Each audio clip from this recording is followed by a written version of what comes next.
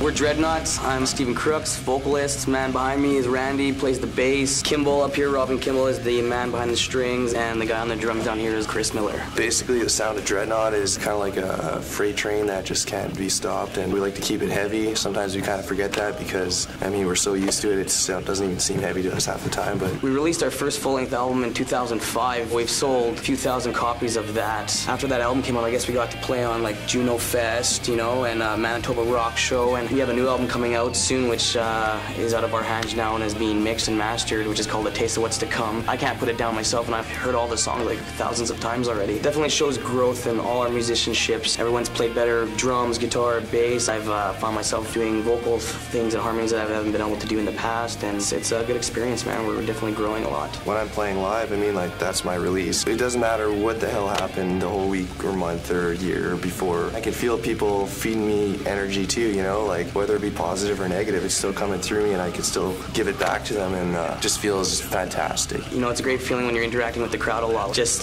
being on stage and seeing their faces in the crowd and they're just singing at the top of lungs, singing your words, you know, and we're just feeding off each other. The harder we rock out, the harder they go, the harder they go, the harder we go, and it's just like non-stop, you know. And basically we're just pounding it out and going as fast and as hard as we can, and these are mostly all shredded now. If anyone wants to sponsor me some guitars, I'll gladly break them on stage.